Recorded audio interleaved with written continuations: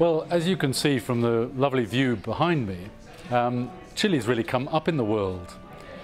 The purpose of today's tasting was to try and demonstrate to a group of top UK sommeliers and journalists that wines of Chile have really come up in the world and are now knocking on the door of restaurateurs to say, give us more of a chance. And I like to think that the result of today's tasting was a resounding success.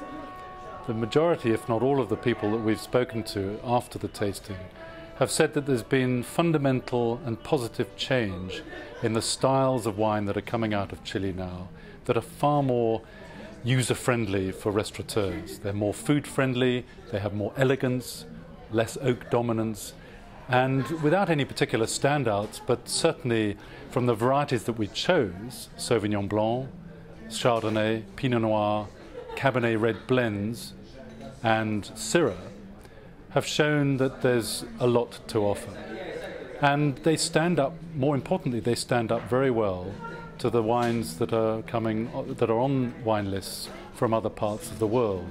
And that was really the objective, to see how Chile stands against its major competitors. And I'm pleased to say that they stand up very well. Chile is still a definite great country for top quality wines. I liked very much most of the things I tasted, and it's quite lots of typicity. I think we did find in some terms of white wines, as well as rich and aromatic, but still some styles that are very fresh. So they do provide a very good balance. I think to remember that Chile is, for the moment, an ever-expanding opportunity for us all to find wines that are themselves evolving and regions that are opening up, that it's not a fixed country that we can just say, oh, that's Chile. Each year there's more to discover, more development in winemaking, and therefore something that we need to pay a great deal of attention and to focus upon. Well, I guess consumers, they know more or less what to look for in Chile. I think it's up to us to put on the market, to put on the list what really represents Chile.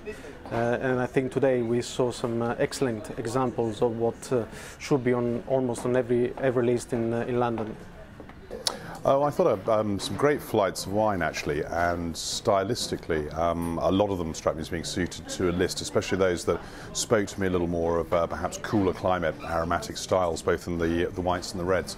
So yeah, I found quite a few wines in all of the flights. Chardonnay, Pinot and Shiraz Syrah were my high points as a standard across the ranges, yeah. So, but good in all, yeah. So it's an exciting tasting.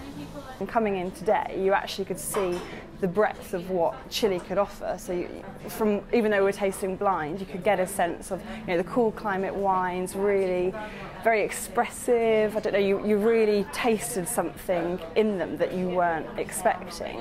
And then moving across the spectrum, you got some brilliant hot climates, very jammy, very fruity, and it just made you realise there's a breadth there.